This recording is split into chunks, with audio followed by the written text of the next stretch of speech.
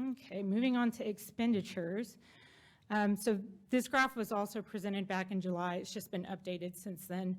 We're not through the fiscal year yet, so that last set of bars is not going to be as high as the others. So this is comparing what we're spending in-house for our in-house crews for street maintenance, what our contractors are doing, and then our capital costs. And to understand this, I kind of want to give you an idea of what goes into when we repave a street. So the first thing we do, if we're going to say we're repaving Milner back behind City Hall, we're going to go in and repair any curb and gutter, if there's any sidewalk, any ramps, we're going to repair all of that first.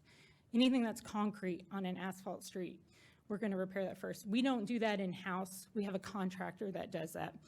That's a contract that comes to you every 3 years. Right now it's with Larry Young Paving. They go in and do that. So that orange bar that you see on the graph, that would be included in that bar. Once that work is completed, we go in and we repair any base failures on the street. We can do this with our in-house crews, and we do, but we also use contractors to do this. Just depends on what makes sense at the time, scheduling. So that's going to be either in that orange bar or sometimes in that blue bar.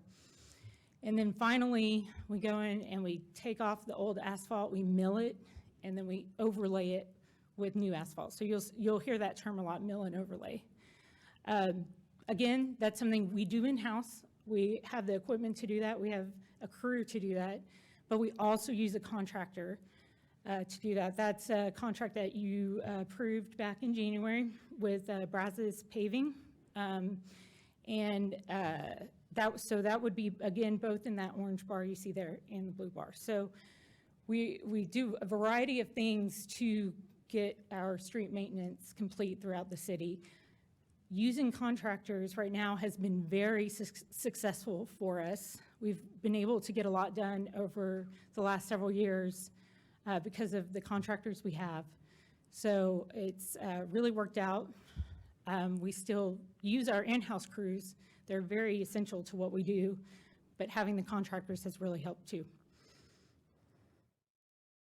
And then finally, the gray bar is our street CIP expenditures. So when a street gets so bad that street maintenance is not going to be able to fix it anymore, it gets put on the capital plan through our budget process and gets handed over to capital, and that's what that gray bar represents.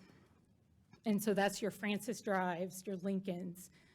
That's those type of projects that usually have some kind of utility work in there too. They're construction